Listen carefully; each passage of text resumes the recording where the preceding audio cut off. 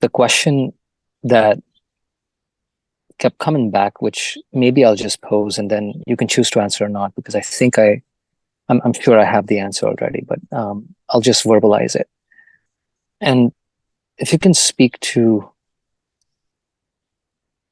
in the self-inquiry practice, how do you become certain that you have or you are resting in the I, in the true self?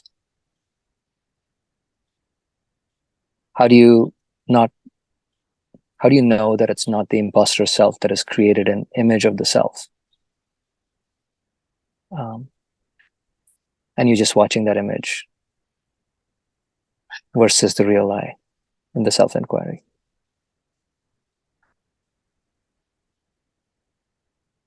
That makes any sense? Oh, yes. Makes sense.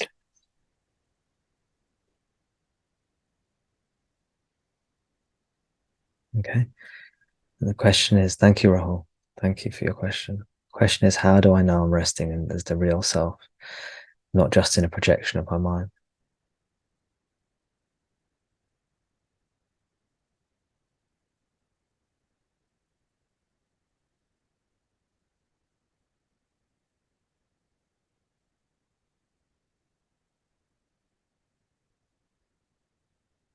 Until liberation, you are almost certainly resting as in a projection of your own mind.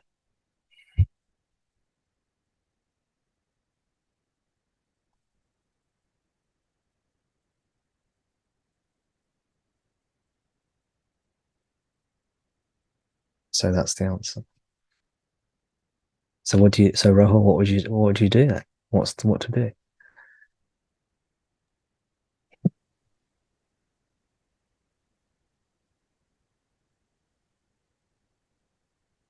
Yeah. What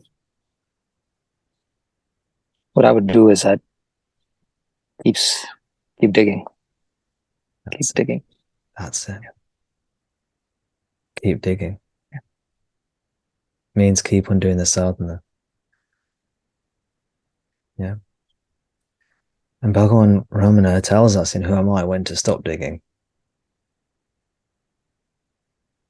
There's a question. The questioner says, how long do I keep on digging for? But of course, he doesn't say it in those words. Let's get a copy of the collected works. And I've read this passage to you many times. Oh, I've got my bookmark in that page. That's good.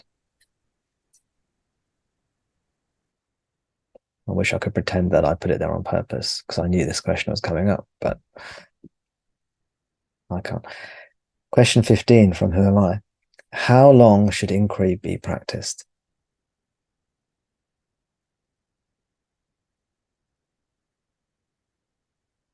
That means, how long do I keep on digging?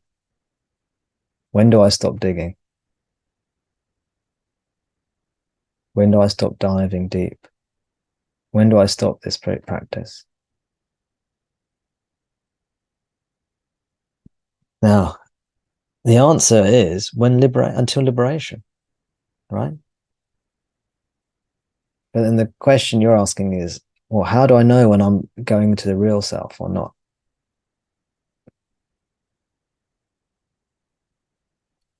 Versus projection of the mind. The mind cannot project the self. The self is the subject, right? The subject means that I am. The mind cannot project that.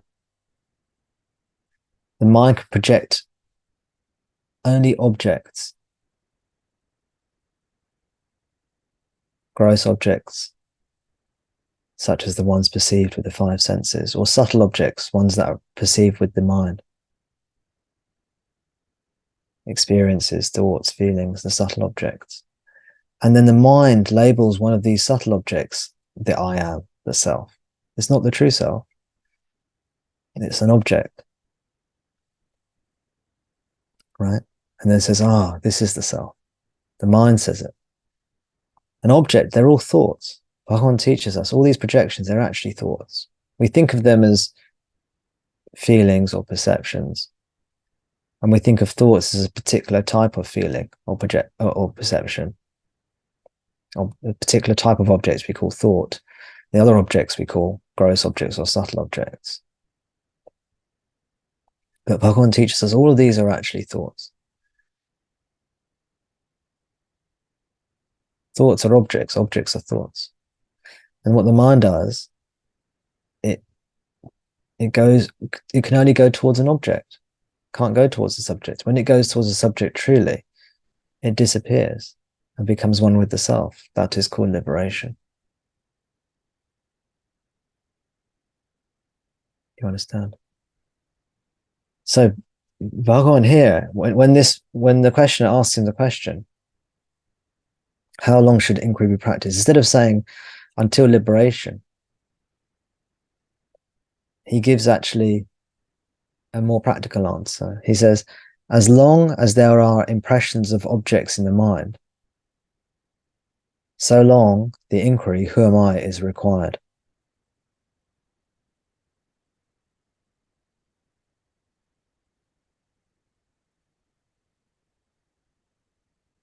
Because he knows as long as objects are being projected by the mind, that means the ego or ignorance is still in operation. And that's not liberation. So the whole point of self-inquiry is to distinguish between subject and object. Go towards the subject. Bhagavan gives us two questions to help us. He says, to whom did these objects occur? And the answer is, that's the first question. To whom do these objects occur? The answer is to me. And the second question is, who am I? Who is this me? Who is this I? This directs our attention towards the subject, away from the object. So the other answer to your question is, we should discern or discriminate, to use the technical term. Viveka means discrimination, right? Or discernment. We should discriminate between the objects and the subject. The objects are changing and transient and perceivable. The subject is not those, not changing, not perceivable with the mind or the senses, not an object.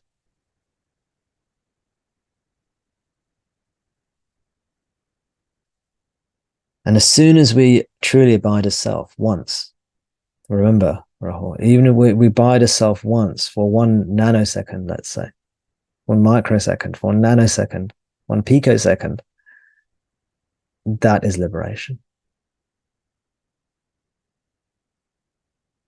We talk about abiding as a self as being the practice, but really, that is not true abidance as a self. That is actually an increasingly subtle and an increasingly subtle and more refined attempt to abide as, to discover self. Once you discover self once, that's it. That's game over. Colloquially, we talk about abiding as self as the practice. But this is really an attempt to abide as self. Now, that said, there is a point in the practice where you get into the current or you get into the groove of the practice and you get swept along. So there is still a process going on, but it's less active and more passive. This occurs when the vasanas, the vast bulk of the vasanas, have been overcome. At that moment in time, in that particular place, and in that particular time where you are, for some reason you've overcome the vast majority of your vasanas that are pulling you outwards. And because those vasanas are no longer pulling you outwards, you flow beautifully towards the self. You're still not quite there yet. You're still engaging with objects, just very, very subtle ones, but you're flowing steadily towards the self. This feels like self-abidance. And we can call it self-abidance. But still, we're still abiding really in objects, just increasingly subtle objects. And as the mind becomes more subtle, the ability to discern or to go away from objects towards the true subject increases.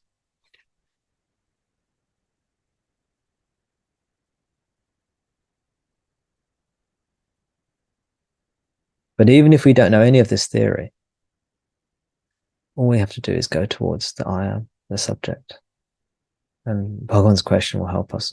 Bhagwan's two questions will help us with this. And how long do we continue for? Until liberation? Or, as Bhagwan says, I'll read again, as long as there are impressions of objects in the mind, so long the inquiry, who am I, is required.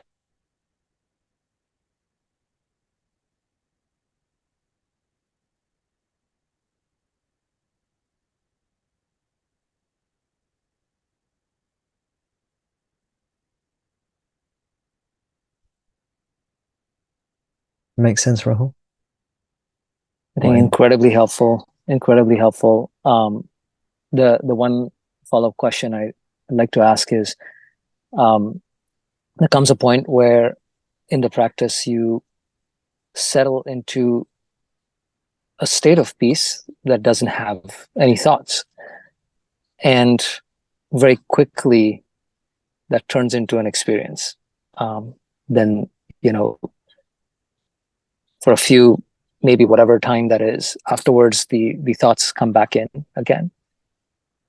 The reason I ask this question is, in this state, it is no longer at that point necessary to keep asking, who am I and to whom is the suffering? Because that sense of thoughtless peace is there. And very quickly it goes into experience, or the mind starts talking again. And is at the point to then restart the inquiry process and continue on. I know I'm being very technical, but as I'm practicing, these are the types of questions that arise, and I feel lost because as I sense this peace, I feel like I've sensed the I with more and more confidence and clarity, and then it goes away.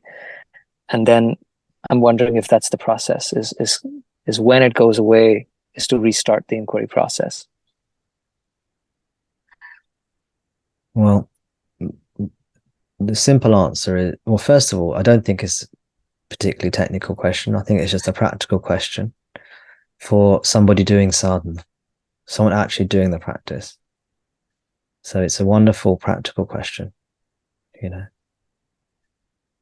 It's like someone learning to play tennis and they keep on hitting the ball into the net. And they say to the teacher, look, I'll keep on hitting the ball into the net. What can I do differently? Something like this. It's a practical question. This is perfect.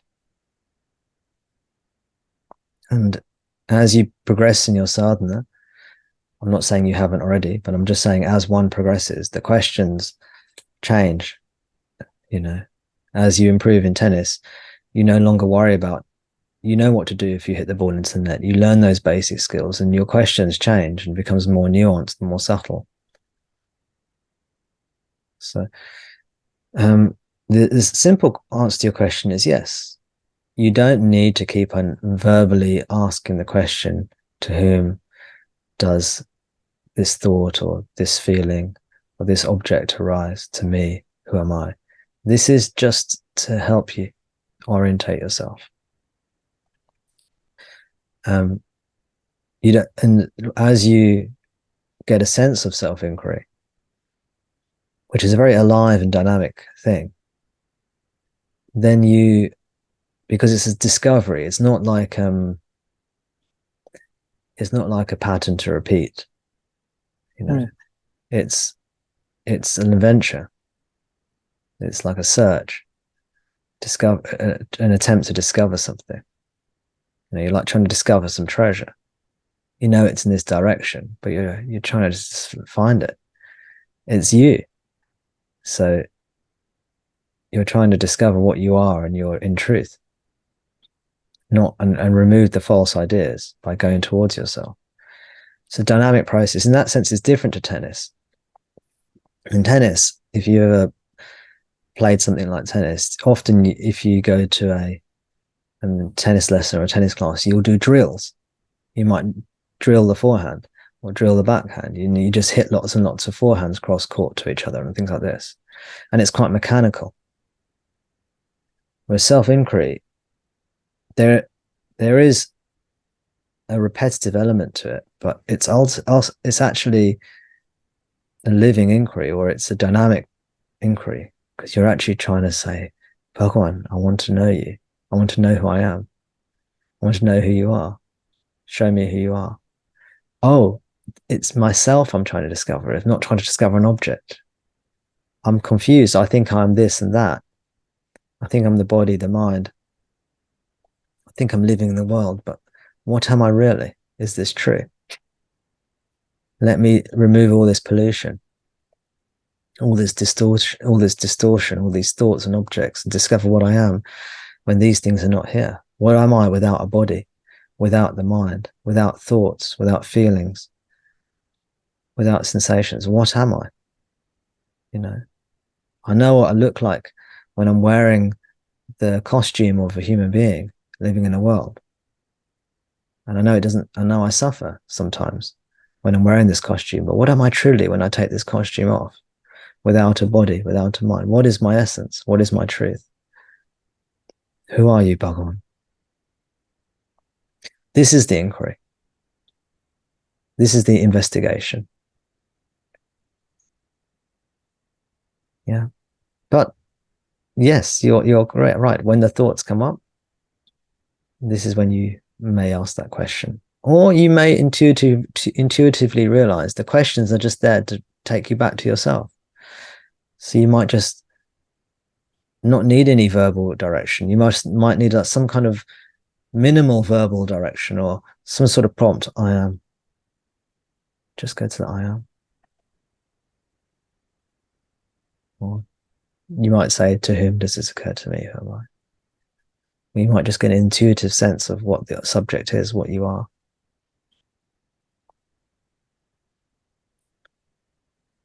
Now, the peace that you experience, this is a wonderful thing. When you go and you experience a peaceful, almost like a peaceful, thoughtless state, this is a wonderful place to be. It's very healing, and it's a great relief from the busyness of everyday life, especially if we have very rajasic minds, busy minds. This peace is very healing, nourishing, and I encourage this practice.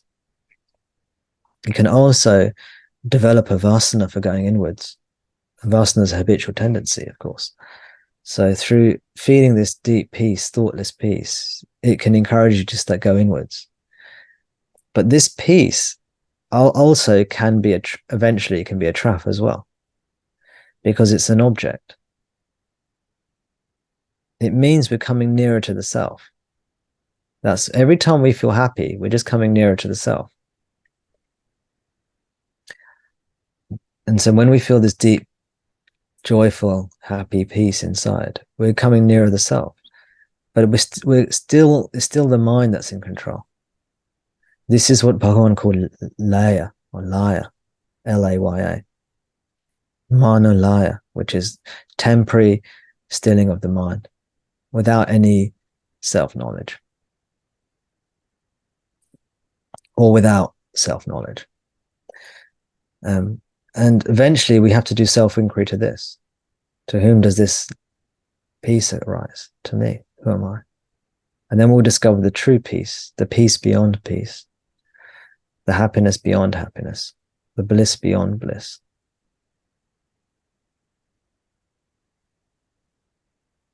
The subject without an object, the one without a second.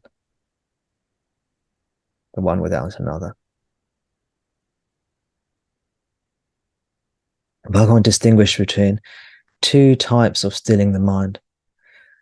One is temporary stilling of the mind, Manolaya, and one is permanent stilling of the mind, which is liberation, also called Manonasa. Mano means mind, which is synonym for the ego, or ignorance, or Maya, and Nasha means destruction. Laya also means cessation, essentially. But in this context, the way Bhagavan uses the words, Manolaya is to mean, Laya also means dissolution. But in this context, Bhagavan uses the word Laya to mean temporary stilling of the mind. And there are many ways to achieve Manolaya. For example, I jokingly said the other day, you could repeat the mantra Coca-Cola. You say Coca-Cola, Coca-Cola. If you say it enough times, your mind will go still because you're just thinking of any one syllable. It can be any syllable, and eventually you can make your mind dull and tamasic, and your mind will become still. And this is Manolaya. But as soon as you stop repeating the phrase, or after some time, your mind will come back again, just the same as it was before. This is Manolaya. This happens when the mind becomes still through methods other than self-inquiry, through methods that are directed at objects, which is almost every other method. Well, it's every other method apart from self-inquiry. If there's another method that goes towards the subject, then we call that self-inquiry. Just to be clear, in other scriptures, you'll find, like, for example, Ashtavakra Gita, which is a very famous Advaita text, a dialogue between King Janaka, sage, and sage Ashtavakra. The word laya is used to mean liberation, total dissolution of the mind. So these words are used differently in different contexts. As with all these scriptures, they all use words slightly differently. They're written at different times. And so sometimes laya means liberation, but the way Bhagavan tends to use these words, manolaya, means temporary stilling of the mind. Manonasa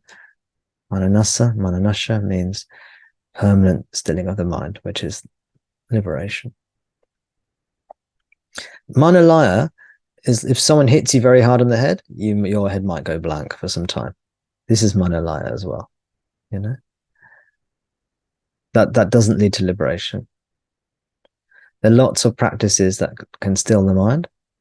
You know, you might take drugs, and maybe that leads to some profound experience, stillness of mind. But then when the effect of the drug wears off, or if someone hits you on the head, when the effect of the blow to the head wears off, then the mind will come back again. Another form of Manolaya is if you commit suicide. You commit suicide, then the mind will stop, and then it will reincarnate, it will create a new body, and then it will come back again. So this is another form of Manolaya. You go into deep sleep, this is also Manolaya. Temporary cessation of mind doesn't lead to liberation, doesn't end suffering.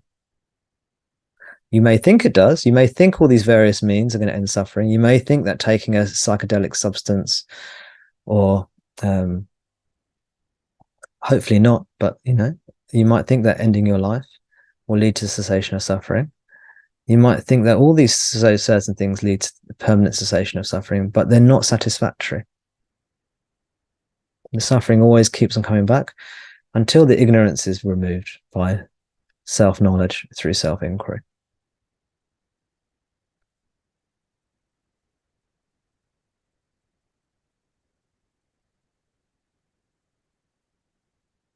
Rahul, is that okay for you as an answer? Yeah, the one thing I'd like to just maybe repeat back is practice versus discovery. I think that was really important because what I'm hearing is it's not about the practice of being in that state of peace, and I think that's what I've been chasing. I've been chasing the state of Manolaya, and then kind of hoping that staying there, something grand will happen. And I feel like that's the distinction right now, is to, at that stage, keep inquiring, following the intuition of when to inquire. Just keep inquiring until whatever needs to be revealed will reveal, right? Because the mind is going to keep running back with the vasanas, back to the world, back to the world. And I've just got to keep pulling it back until the process of inquiry leads to the realization. It is pulling back to the subject, basically. Yeah. Okay. You use the word intuitive, which is very important as well. Yeah. Because if you're trying to do it just through willpower, you can't do it. Or you can do it, but you're not for a sustained period of time. It's not sustainable. If you use your ego to do self-inquiry, you'll do it for a certain amount of time, whether that's a few hours or a few days or a few weeks or a few months, and then you'll give up. Yeah.